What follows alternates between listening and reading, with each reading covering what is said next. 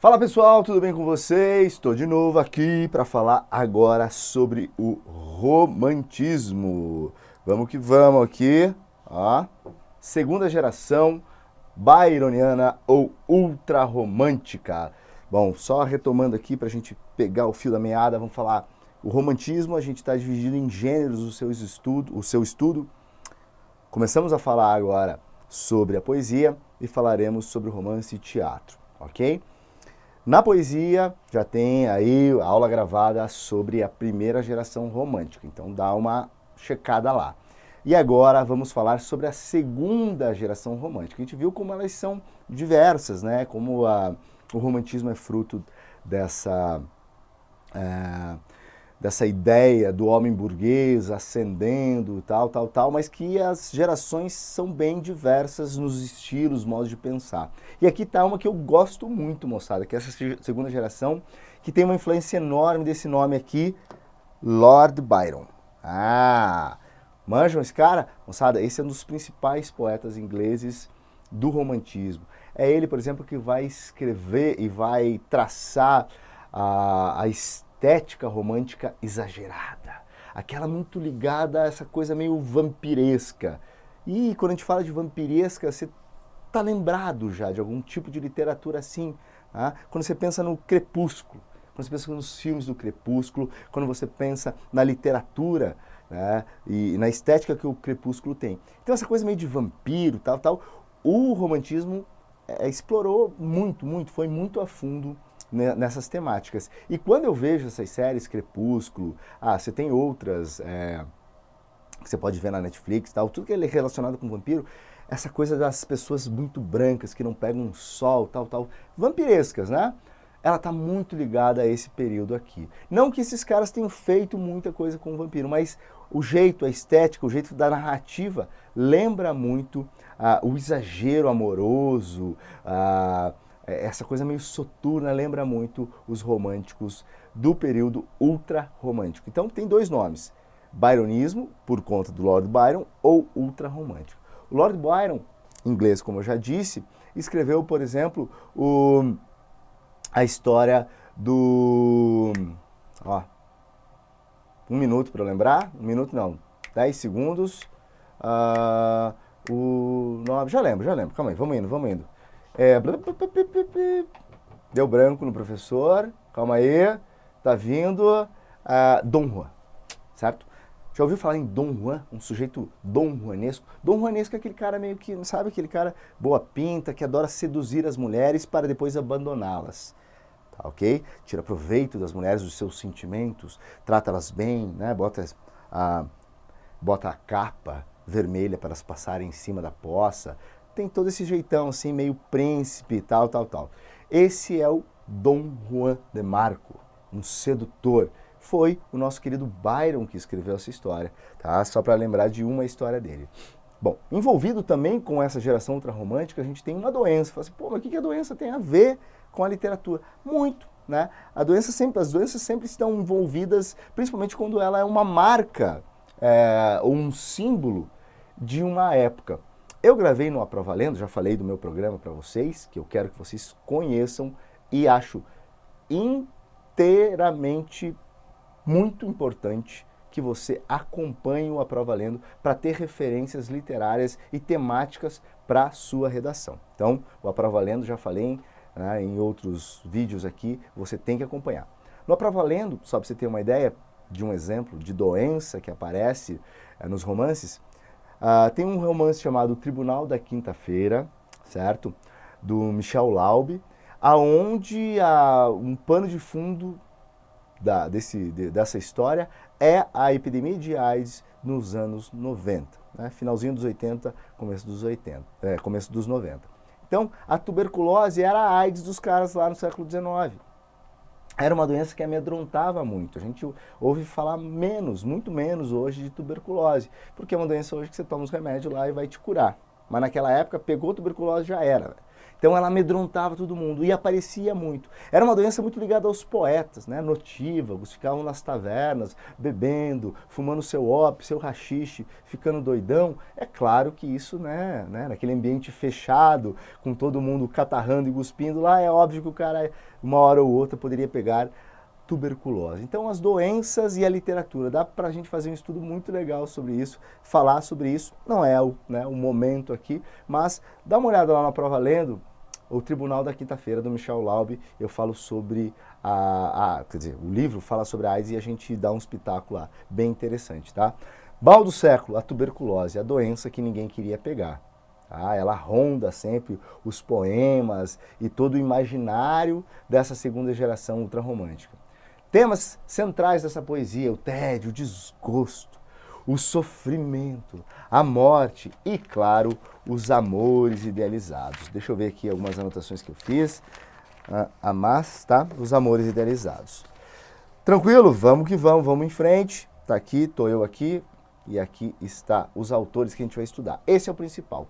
Álvares de Azevedo, 1831, 52, o cara morreu cedinho, fez teatro, fez poesia e fez um livro de contos muito legal. Quando eu era moleque, tinha uns 15 anos, eu adorava ler, que é o Noite na Taverna, né? Então aquela coisa meio melancólica, os amigos se reúnem, cada um vai contar uma história sobre uma virgem doce mulher, né? Sempre as mulheres muito brancas, muito pálidas, essa era a estética, né? E essa era a beleza dessas mulheres. E as histórias, por mais que o nosso Álvares de Azevedo seja um brazuca, tá? As histórias sempre muito ambientadas na Europa. Por quê? Porque não tinha graça muito escrever assim nos trópicos, aqui no Brasil, sobre a história. O legal era escrever, né, como se fosse um cara, um europeu. Tá? Vamos lembrar que a poesia e a literatura francesa e inglesa dominam, nessa época, as influências às quais os brasileiros estavam acostumados aqui. Então, é um importante escritor brasileiro. Hoje eu acho ele mais chato em algumas coisas, mas ele tem essas coisas muito loucas, né? Ele escreve sobre o cara que encontra a mulher morta, pega a mulher morta no colo, porque acha que ela é a virgem dos sonhos dele. Quando eu falo virgem, a mulher é virgem, não é, como é que ela sabe, como é que ele sabe que ela é virgem? Não estou falando virgem nesse sentido físico, mas virgem de virginal, ela é pura, a mulher sempre é pura, casta. É bem moralista também a literatura do 19, né, do romantismo do 19. Então essa coisa da mulher ser pura, casta. Então por isso que ela está sempre de branco, a pele é branca, porque dá essa ideia de pureza, ok? Então tá lá, ó. Poeta que cantou a solidão amorosa e a morbidez humana. Principal obra, Lira dos 20 anos, na poesia, né? Poeta sonhador, poeta baironista e ligado a essas temáticas vagabundas. Daqui a pouco a gente vai ler uns poeminhas dele, mas deixo aqui também uma menção ao Junqueira Freire, ao Fagundes Varela e ao Casimiro de Abreu. 3 outros poetas que eu não vejo muito aparecerem no Enem e tal, não adianta a gente explorar. Agora, o Álvares de Azevedo, moçada, cai, despenca no Enem. Esse cara sempre aparece, porque ele é a principal ideia que a gente tem de uma poesia romântica. Então a galera sempre coloca ele como referência lá. Vamos ler uns poeminhas dele? Olha lá. Pálida a luz. Ó, deixa eu falar.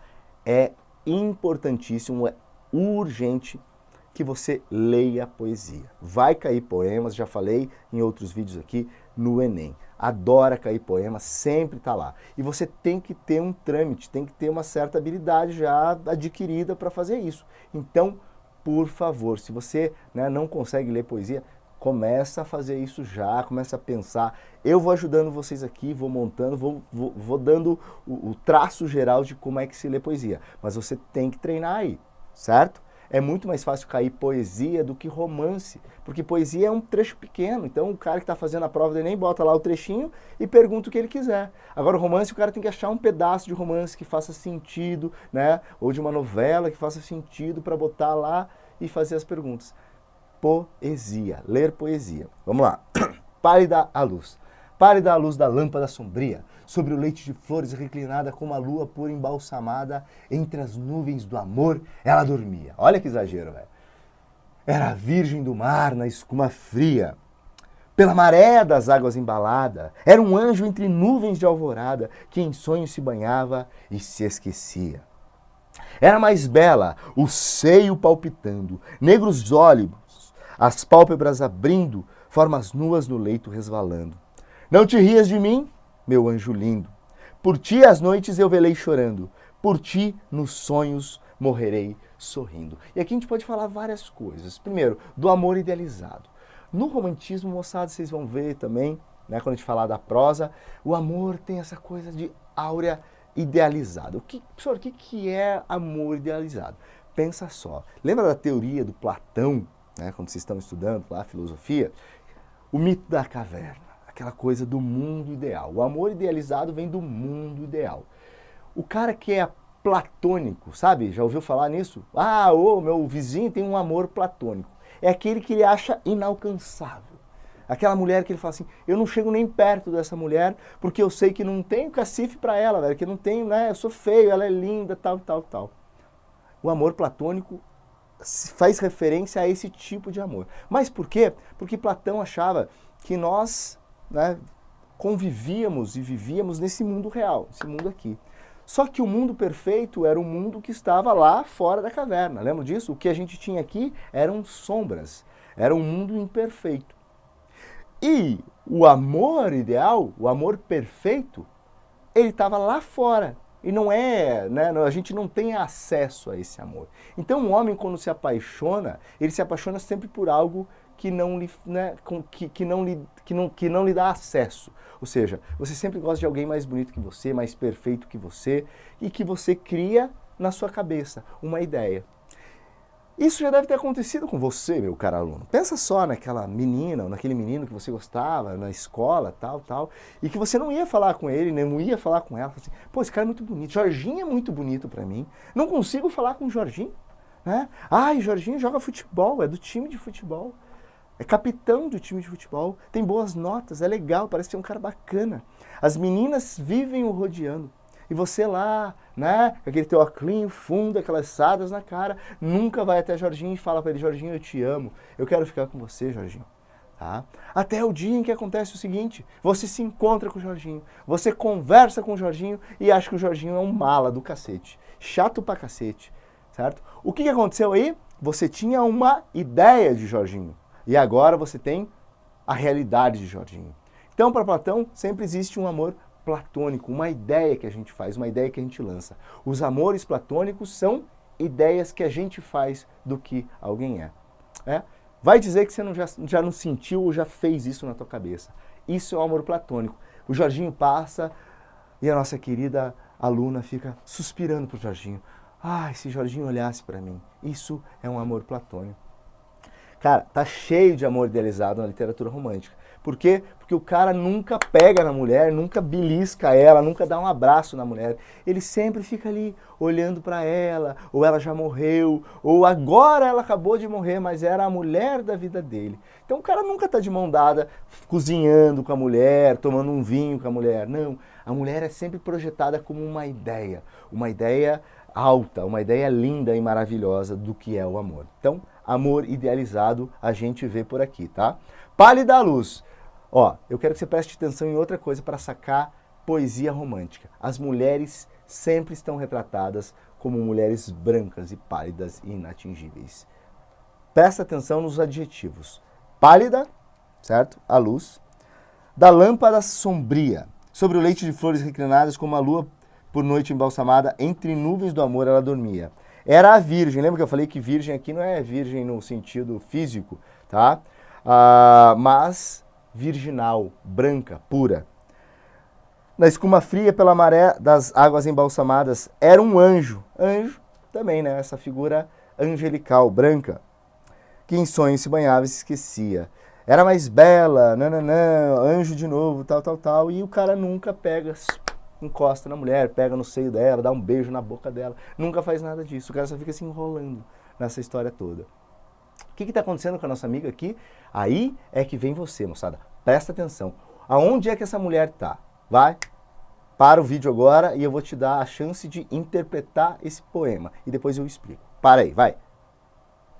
Voltou? Tá comigo? Seguinte, essa mulher está num caixão. pode ver, ela está lá deitada num leito de flores reclinada. O que é um leito de flores, moçada? Aqui, ó. Leito de flores reclinada. Estou tampando o troço aqui, né? Um leito de flores reclinada. É um caixão. Manja o caixãozão, que você bota lá o caixão e bota as flores do lado, né? No defunto e tá lá a mulherzinha. Então, ele tá ali. E como que a gente chama esse amor, sexo com cadáveres? Necrofilia. Rola aqui também. Rola nesses doidões aqui do período romântico ou ultra-romântico.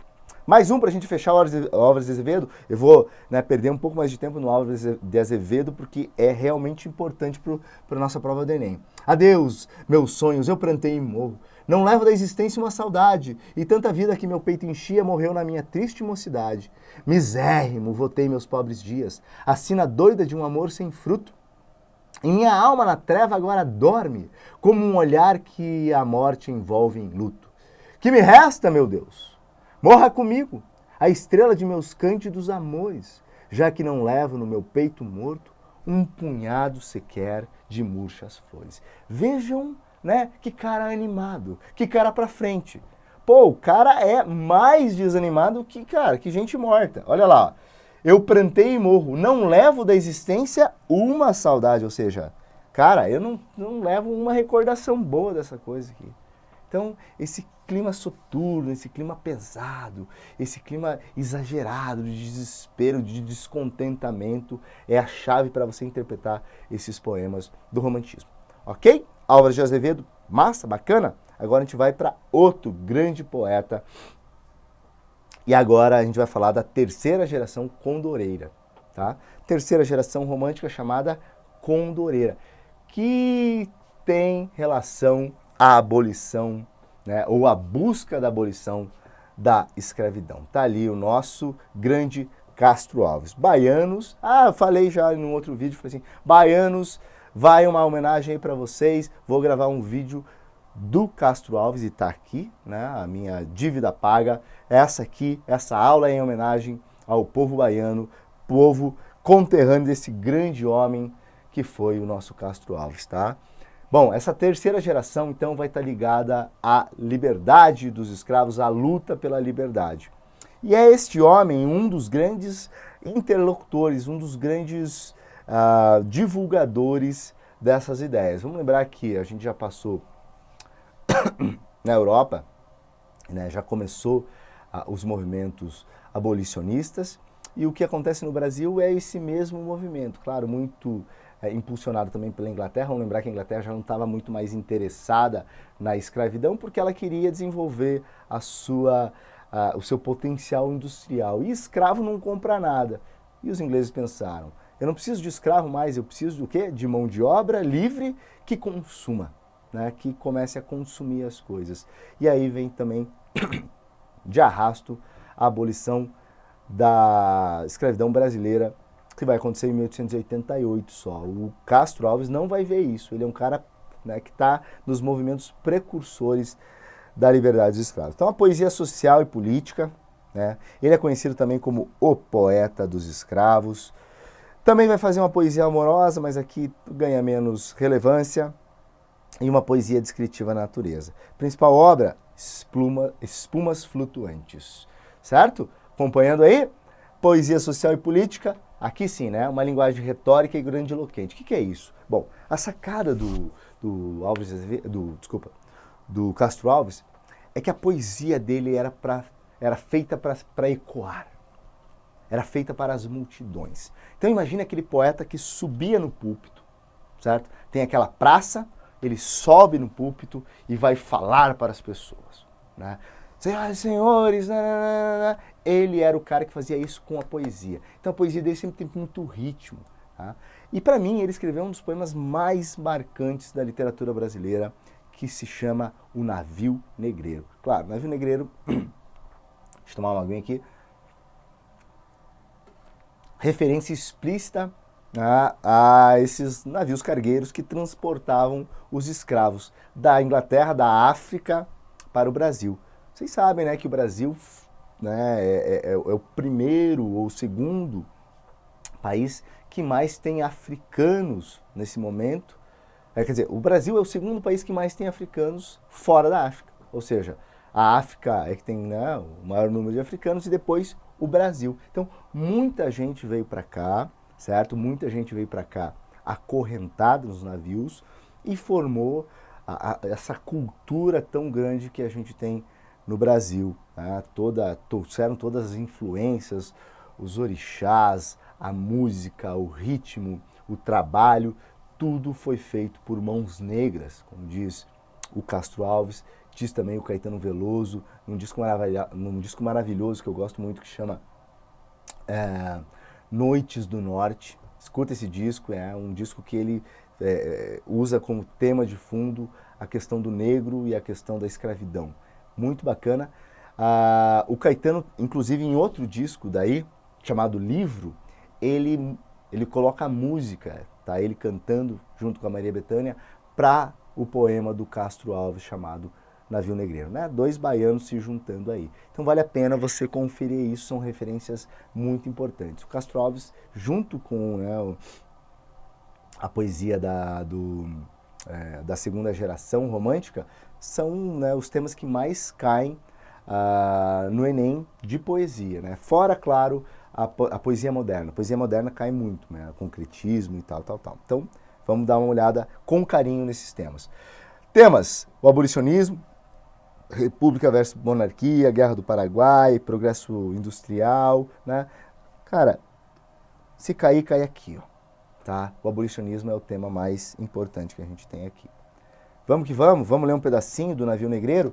O Navio Negreiro conta a história de obviamente, um navio, mas principalmente das pessoas que estão lá dentro. Então, o eu lírico, você sabe que é o eu lírico, é a voz do poema, olha um navio no mar, descreve um navio no mar, mas começa a achá-lo estranho porque ele está meio que se desviando, está meio que fugindo. E aí ele pede para a águia, para o condor, ir lá até esse navio e espreitar, ver o que está acontecendo. Percebe? Lembra que eu falei para vocês, você deve estar se perguntando, que o nome dessa escola é condoreísmo? E aí eu pergunto para você, por que isso? Porque o símbolo da liberdade, nesse momento, é o condor. O condor é aquela ave gigante, grande, bonita, que fica sobrevoando os mares, tá? E que simboliza a liberdade. Como a águia simboliza a liberdade para os americanos, para o pessoal da Harley Davidson, né? A Harley Davidson usa o símbolo da águia como um símbolo de liberdade, de expressão de liberdade. É esse símbolo que o pessoal da terceira geração vai usar e por isso eles recebem o nome de geração condoreira, por conta do condor. Então esse condor vai lá e vai espreitar, vai dar uma olhada no que está acontecendo nesse navio e aí ele vê o horror mesmo. E é essa parte que eu vou, que vocês têm aí, que vocês vão acompanhar comigo. Olha lá. Era um sonho dantesco o tombadilho, que das luzernas a vermelho brilho, em sangue a se banhar. Tinir de ferros tinir de ferros estalar de açoito, legiões de homens negros como a noite, horrendos a dançar. Negras mulheres suspendendo as tetas, magras crianças, cujas bocas pretas rega o sangue das mães. Outras moças, mas nuas e espantadas, no turbilhão de espectros arrastadas, em ânsia e mágoas vãs. E ri-se a orquestra irônica e estridente, e da ronda fantástica a serpente faz doudas espirais. Se o velho arqueja, se no chão resvala, ouvem-se gritos, o chicote estala, e voam mais e mais. Presa nos elos de uma só cadeia, a multidão faminta cambaleia, e chora e dança ali. Um de raiva delira, outro enlouquece, outro que de martírios embrutece, cantando, geme e ri. Ah? Cara, poderosíssimo. Né? Esse aqui é um trecho do poema Um Navio Negreiro. Eu acho do caralho, eu acho demais, eu acho fodaço mesmo, né? Botei todos os palavrões aqui numa só para expressar a alegria e o espanto de ler esse poema cada vez. A sonoridade dele é demais, leia aí ele, se veja como ele é ritmado, né? Tem uma coisa meio rap até, eu acho. Né? Eu queria ver algum rapper cantando essa poesia. É demais, cara, é lindo mesmo. E as imagens eu acho cinematográficas, eu acho tão fortes, eu fecho o olho e consigo ver, né? O sonho dantesco, então, o sonho infernal, das luzernas a vermelho brilho. Tá tudo muito vermelho. Por quê? Sangue, né? Chicote nas costas, sangue naquela água, tá? No navio, e aquilo fica brilhando, água, sangue, dor. E o poema tem esse som. É o tinir de ferros, é um ferro encostando no outro, aquele barulho de ferro, de prisão, de cadeia, de cadeado, e isso vai dando a trilha sonora desse poema. Demais, galera, demais. Aí as mulheres suspendendo as tetas, magras crianças, cujas bocas pretas sugam o sangue das mães. É tudo muito bonito. E aí ele vai falar dos fantasmas, bonito no sentido doloroso, né? No sentido poético, né? Não, isso aqui é uma catástrofe, isso aqui é um achinquilhamento, uma bizarrice humana, né? Que a gente tem que sempre lembrar para nunca esquecer. Então, eu acho que os temas que trazem os sofrimentos negros, a gente nunca deve esquecer, não deve falar assim, isso aí lá atrás, ficou lá atrás. Não, a nossa história, os nossos calçamentos, o Brasil é hoje o que foi a sua história. A gente nunca pode esquecer disso.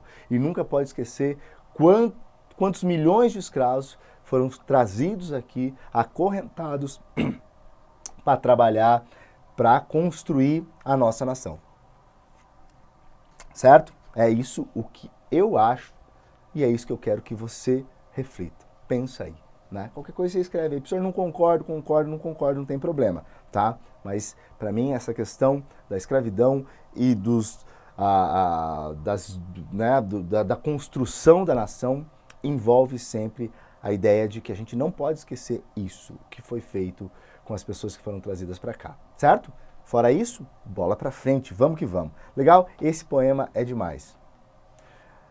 É isso aí, moçada. Acho que por hoje, aqui, né, nesse vídeo, é só. Faz o seguinte, faz um favor para mim, vai lá no livro,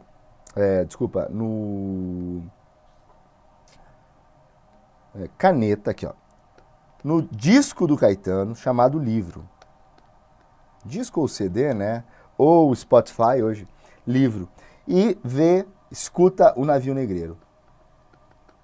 Você não vai se arrepender. É bem legal, bem massa, essa versão do Caetano Veloso. Beleza? Valeu, galera. Obrigado pela paciência aí. Tamo junto. Por favor, curte, conversa comigo, manda uma mensagem aí, fala comigo, fala o que você está achando das aulas, né? Dá sugestões, troca ideias, que a gente vai desenvolvendo aqui legal para vocês. Mas eu preciso de você. Preciso que você comente, preciso que você fale. Certo? Grande abraço. Valeu.